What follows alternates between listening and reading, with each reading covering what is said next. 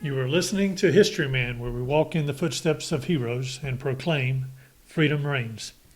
On today's episode, we're again with Dr.Tray Dunaway, and we're talking about smallpox. This is our second episode on smallpox, and today we're talking about the biggest battle of the 18th century.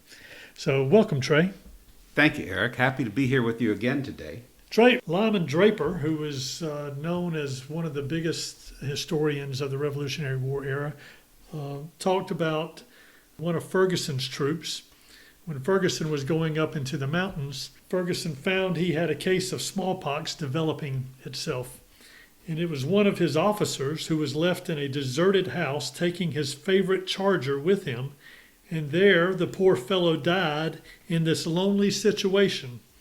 And it is said his neglected horse lingered around till he at length died also. It was a long time before any of the country people would venture to visit the solitary pest house.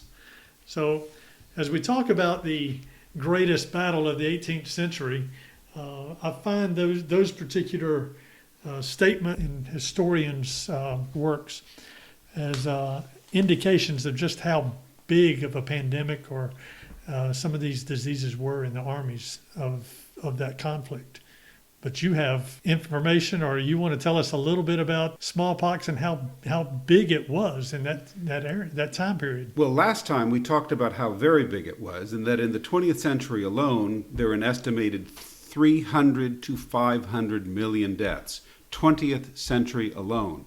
Of course, it's that big because the world population had grown, so there weren't as many people in the 18th century or in the colonies at that time, so it would be smaller, but it was still a deadly disease. Now, it's important to understand, with smallpox, there are two different types of smallpox, two variations of smallpox.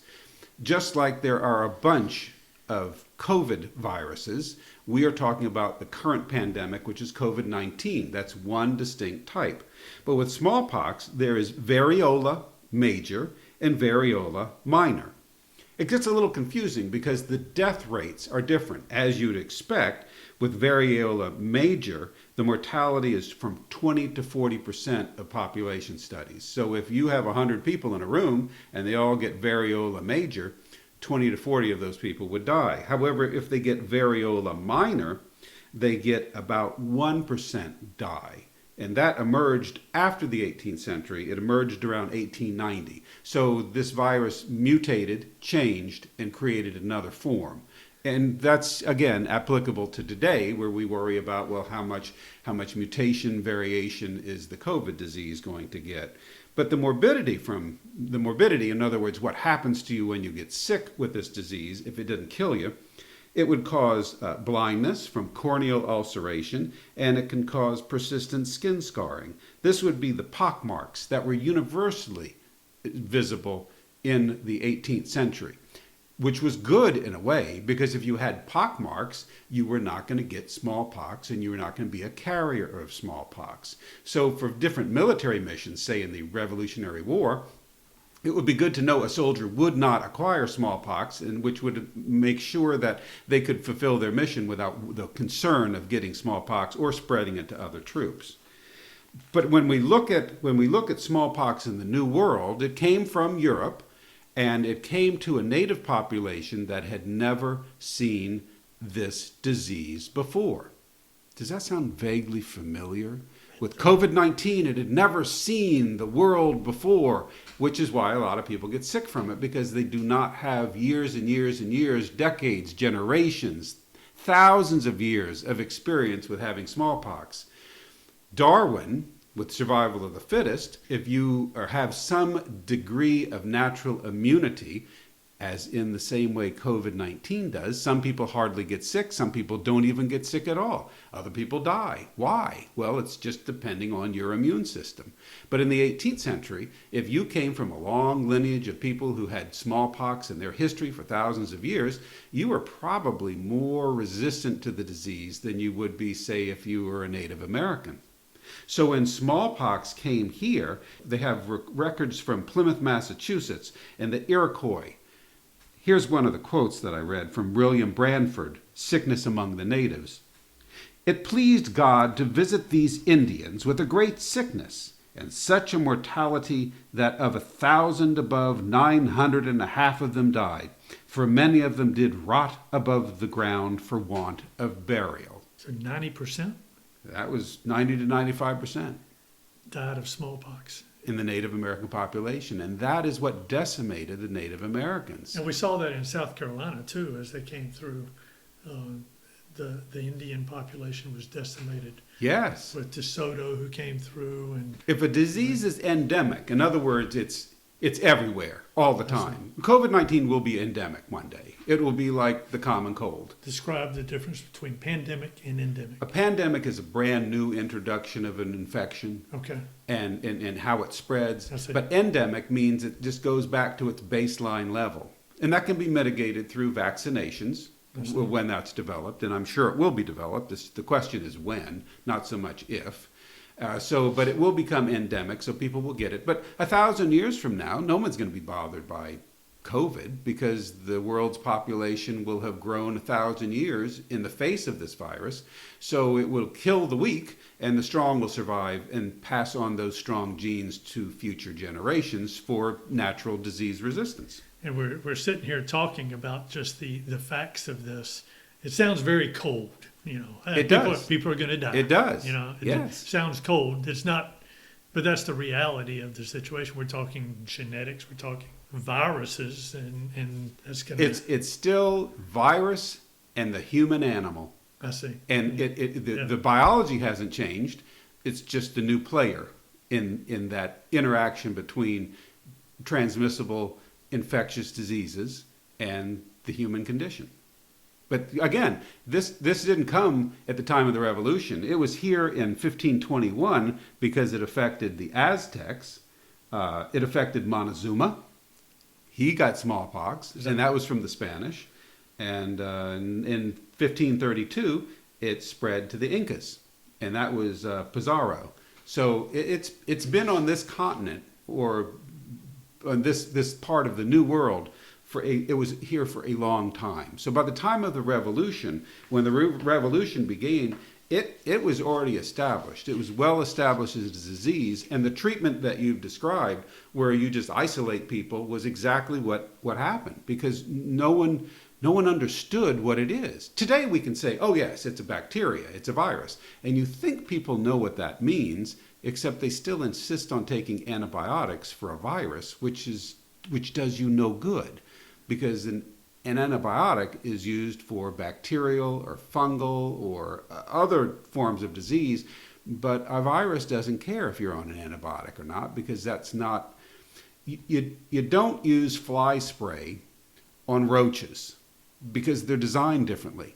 Okay. And what might affect one animal doesn't affect another animal. And it's the same thing for viruses and bacteria. It's a different ball game for treatment and for prevention. The question I would have, if it's been around 1,000 years before Christ, and we're talking about the 18th century at this point being the biggest battle of the 18th century, and we have thousands of years where it has been part of the human history, part of the human existence, why did humans not become inoculated against it?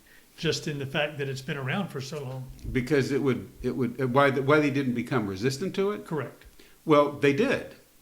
If you're European, you had a natural resistance because your progenitors have seen thousands of years of smallpox. So there was a natural resistance, which is why it was, even the variola major is maybe 20 to 40% mortality. Still, most people survived. Right. But if you put the smallpox into an environment where your genetics have not ever seen this disease, or you've seen it thousands of years ago, and then those genetics were washed out, then you ended up with the 90 to 95% mortality that the Native Americans suffered.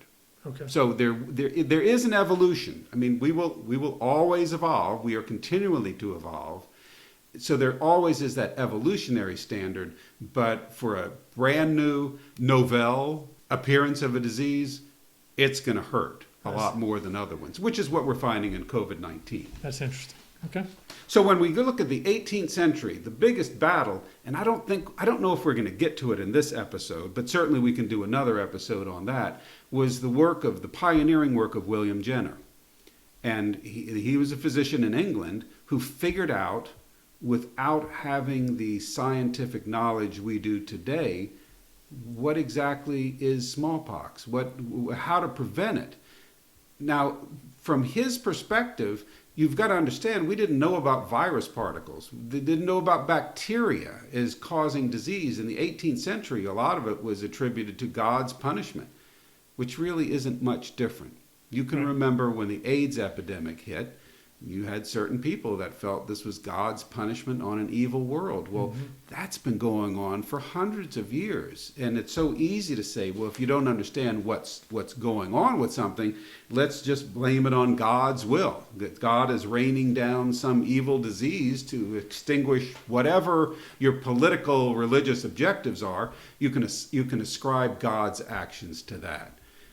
But God really doesn't have anything to do with throwing disease on people. It's just part of the human condition. So what are the things that stand out about smallpox? If I'm sitting in a room of 100 people and you said the Iroquois, 90 to 95% of that 100 people would die of smallpox, well, how would I know that the person next to me has smallpox? Well, and be able to mitigate that for myself and my family. Well, for smallpox, there are certain signs and symptoms. First of all, it's flu-like symptoms. Hey, have you heard that one recently? High fever, fatigue, severe head or backache, joint, muscle pain. Doesn't this just sound like the flu? It does. It's because it's a virus, and this is how viruses manifest themselves. Joint, muscle pain, abdominal pain. You can have nausea, vomiting, diarrhea. Now, didn't we just hear that COVID-19, it has GI symptoms too? Well, yeah, because it's a virus. This is not news. This is just what has always been with viruses in humans. So you can have delirium from the high fever. Multiple organ inflammation. We've read about COVID-19 causing what? Multiple organ inflammation. Wow, it's the same kind of thing. It's just a viral infection. Skin eruptions, chickenpox-like skin rash. And it's transmitted the same way. Droplets via the lungs, which is the bad way to get it. And then also from contaminated clothing, bedclothes. How long does COVID-19 last on your mail? How many people are putting their mail outside? And I'm not saying this is necessarily a bad thing, but again, it's all an exaggerated response to what has been going on for hundreds of years with known viruses like smallpox. So there's nothing new under the sun. The only thing is we have a new virus on the scene, and it's wreaking the same type of havoc on humans because of how humans interact with viruses in the real world. So it's really not much different at all.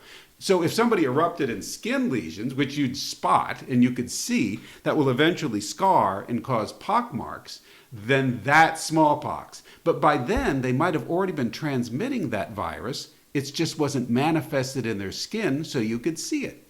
Does that sound familiar? You can get COVID-19 from somebody who's in the same room as you and looks perfectly fine and says, I feel fine, I feel great, there's nothing wrong with me. And yet they become the super spreader of this viral disease because you can't tell. Unless you have the overt manifestations of the skin infection, which is going to leave scarring. So this was not skin infections of a small nature. When you see photographs of smallpox victims, it's the kind of thing you would cross the street from because you would not want to walk by them in their path. I see. But it's no different than any other virus then or now today. I'm just imagining some of our listeners will listen to this and just be freaked out. Well, but there's much no... like the people who recognized bacteria and stuff under the microscope and realized that it was everywhere, and then they just got freaked out about it. I imagine smallpox has done more than freak out a bunch of people. It's killed a lot of them. And COVID will kill you too if the circumstances are correct for the virus and not good for the human. But I think next time, I think we've just about run out of time, but I think next time maybe we can talk about smallpox in the 18th century and how it came to be that the biggest battle of the 18th century, which is the eradication or the mitigation of smallpox, came to be in the 18th century here in the colonies. Sounds good. Thank you.